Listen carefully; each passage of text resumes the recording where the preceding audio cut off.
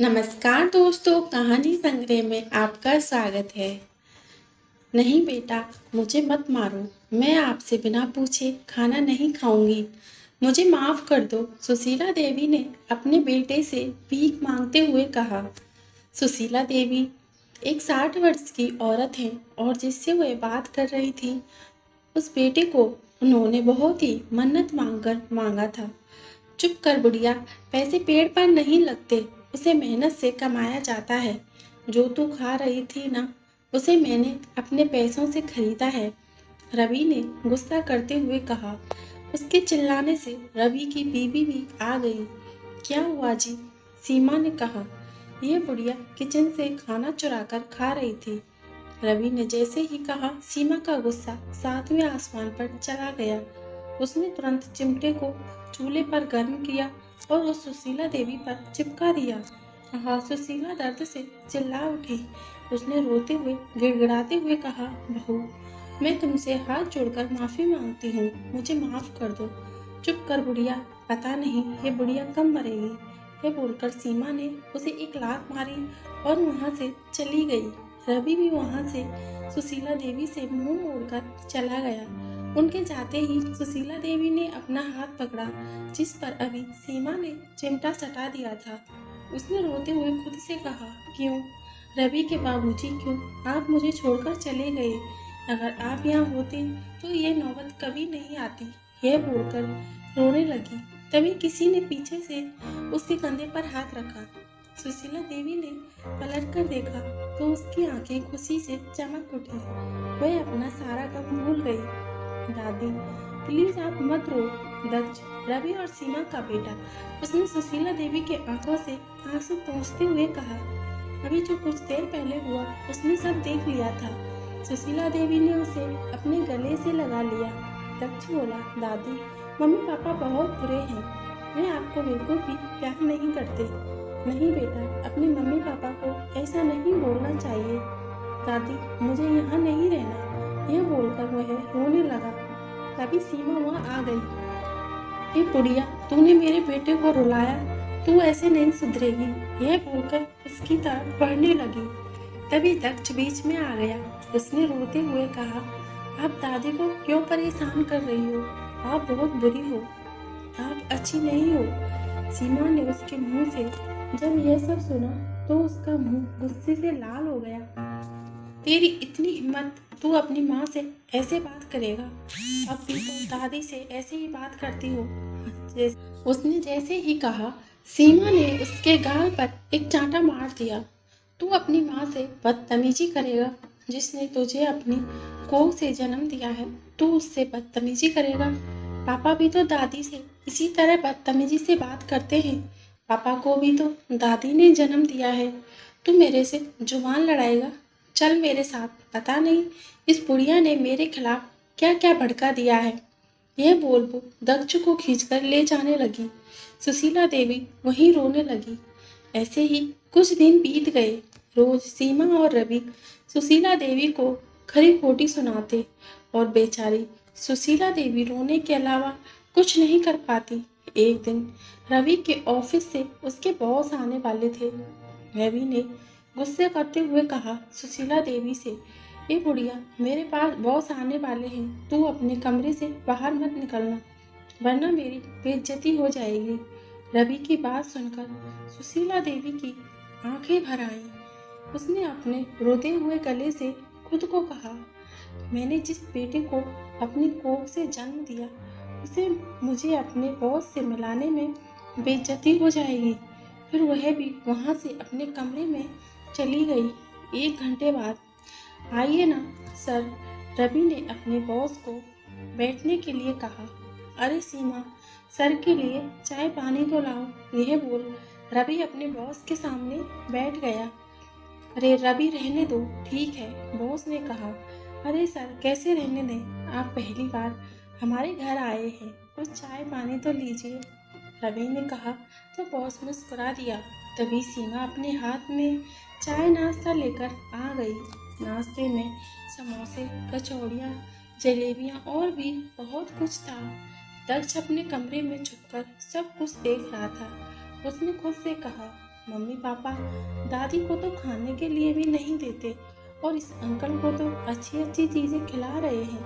उधर सीमा और रवि बॉस की खूब खातिरदारी कर रहे थे। करते भी क्यों ना, आखिर रवि को सर की गुड बुक्स में जो आना था ताकि उसे जल्दी प्रमोशन मिल जाए। अरे रवि, तुम्हारी माँ कहाँ है?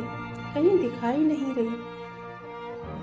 बॉस ने चारों तरफ देखते हुए कहा, वह मंदिर में पूजा करने गई है। मेरी माँ को पूजा पाठ में बहुत विश्वास है। ऐसा रवि ने कहा तो सीमा ने भी उसकी हाँ में हाँ मिला दी। वो अच्छा, बॉस ने कहा। फिर आपस में बातें करने लगे। उधर सुशीला जी बिस्तर पर लेटी हुई थी। तभी उन्हें अचानक से खांसी शुरू हो गई। उसने अगल बगल देखा तो बिस्तर के पास वाली टेबल पर पानी रखा था। उसने धीरे धीरे बैठकर उठने लगी। उसने धीरे से जग उठाया और पानी गिलास में डालने लगी। तभी से रवि की कही हुई बात याद आ गई। मेरी बेइज्जती हो जाएगी। उसकी कानों में आवाज़ गूंजने लगी। अचानक उसका हाथ लड़खड़ा गया और जग जमीन पर गिर गया। डर के मारे कांपने लगी। बाहर खड़े लोगों ने जब सुना तो वह भी चौंक गए। यह आवाज़ कैसी थी? बॉस ने खड़े होकर पूछा। कुछ नहीं सर, रवि ने हकलाते हुए कहा। बॉस ने इसकी बातें नहीं सुनी और वह उस तरफ आगे बढ़ने लगा जहाँ से आवाज़ आई थी। अब तो जैसे रवि और सीमा की सिट्टी पिट्टी गुल हो गई। सीमा ने रवि को कहा, जी अब हम क्या करेंगे? अगर आपके बॉस को पता चल गया कि अगर हमने उनसे झूठ बोला है तो वे आपको जॉब से निकाल देंगे। रवि ने चुप रहने का इशारा किया। उसे समझ नहीं आ रहा था कि वह क्या करे। उधर बॉस ने जब सुशीला देवी का दरवाज़ा खोला तो वह हक्का बक्का रह गया और जल्दी से भागते हुए सुशीला देवी के पास आया और उन्हें अच्छे से बैठा दिया। माँ जी, आप ठीक तो हैं? बॉस ने पूछा। सुशीला देवी ने कहा, हाँ बेटा। बॉस ने रवि की तरफ देखते हुए कहा, रवि, तुमने मुझसे झूठ क्यों कहा? और तुम ऐसा कैसे कर सकते हो अपनी माँ के साथ, जिसने तुम्हें पाल पोस कर बड़ा किया? तुम सिर्फ नाम के रवि हो। तुम्हारा काम रावण की तरह है। जो इंसान अपनी माँ की इज्जत नहीं कर सकता, मैं उसे अपनी नौकरी में नहीं रखूँगा। सर प्लीज़ ऐसा मत कीजिए। रवि गिड़गिड़ाने लगा, पर बॉस ने उसकी एक बात नहीं सुनी और वहाँ से चले गए। अब रवि का गुस्सा 7वें आसमान पर था। बुढ़िया, तेरी इतनी हिम्मत, तेरे कारण मेरी नौकरी चली गई।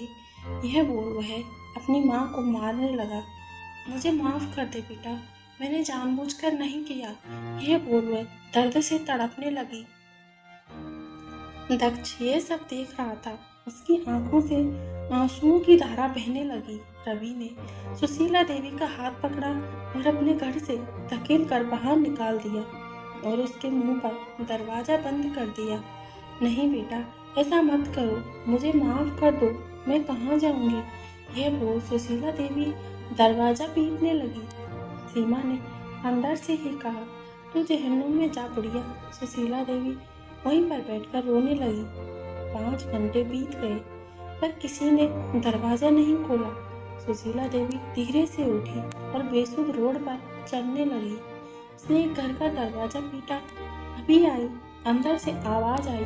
फिर किसी ने दरवाज़ा खोला। सुशीला देवी ने उसे देखते हुए कहा, बेटी, मुझे काम मिलेगा। झाड़ू पोंछा बर्तन सब कुछ करने को तैयार हूँ। कृपया करके मुझे काम दे दो। मुझे माफ़ कर दीजिए, पर मेरे घर में बहुत सारे नौकर पहले से हैं। मुझे किसी की ज़रूरत नहीं। यह बोल उसने दरवाज़ा अंदर से बंद कर दिया। सुशीला देवी की आंखें भर आईं। वह वापस रोड पर चलने लगी। तभी अचानक किसी की गाड़ी के सामने आ गई। गाड़ी के अंदर बैठे हुए आदमी ने चिल्लाकर कहा, ये बुढ़िया, दिखता नहीं है, मरना है क्या? और कहीं जाकर मर, पता नहीं कहाँ कहाँ से आ जाते हैं ये पागल लोग। वह वहाँ से चला गया। सुशीला देवी ने खुद से कहा, अब मुझे और जिंदा नहीं रहना। यह बोल वह चलते चलते खाई के पास आ गई। तभी किसी ने उसका हाथ पीछे से पकड़ लिया। उसने पीछे पलटकर देखा तो एक आदमी खड़ा था। माँ जी, आप यह क्या करने जा रही थी? उस आदमी ने कहा, जब मेरे बेटे बहू ने मेरा साथ छोड़ दिया तो मैं जीकर क्या करूँगी? यह बोल वह रोने लगी।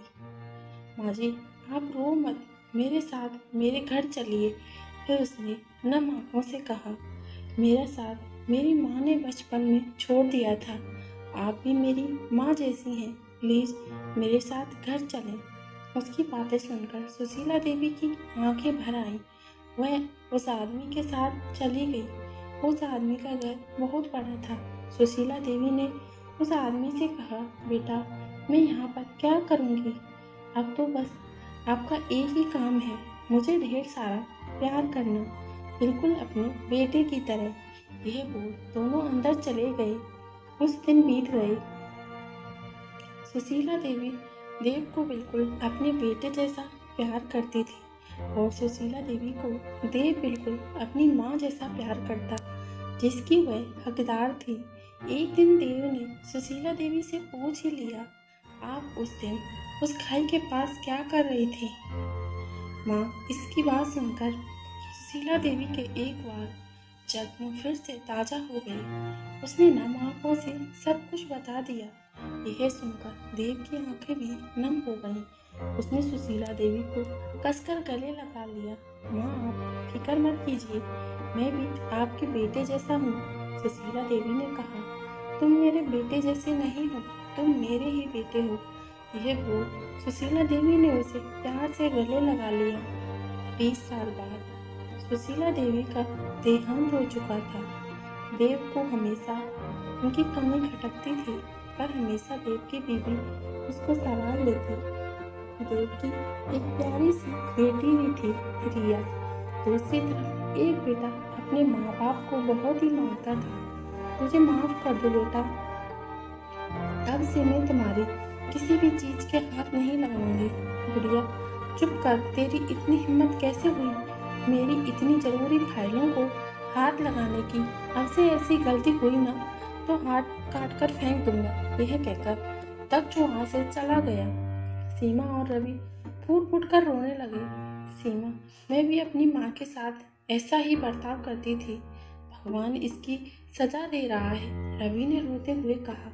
सीमा भी रोने लगी, पर उनका रोना सुनने के लिए वहाँ कोई नहीं था। तभी एक लड़की आई और सीमा के ऊपर झाड़ू फेंकते हुए बोली, जल्दी से पूरा घर साफ कर, और चली गई। यह लड़की कोई और नहीं, दक्ष की पत्नी रिया थी। अब जो रवि और सीमा ने सुशीला देवी के साथ किया था, दक्ष भी उनके साथ वही करता। वह दादी की हर एक आंसू का बदला अपने माँ बाप से ले रहा था। दोस्तों, माँ बाप अपने बच्चों को बड़ा करते हैं, दुनिया की पूरी खुशी देना चाहते हैं। जब वही बच्चे बड़े हो जाते हैं तो अपने माँ बाप को बोझ समझने लग जाते हैं। उन्हें 2 वक्त की रोटी देना भी मुश्किल हो जाता है, लेकिन वे भूल जाते हैं कि जो अपने माँ बाप के साथ कर रहे हैं वही उनके बच्चे भी उनके साथ करेंगे।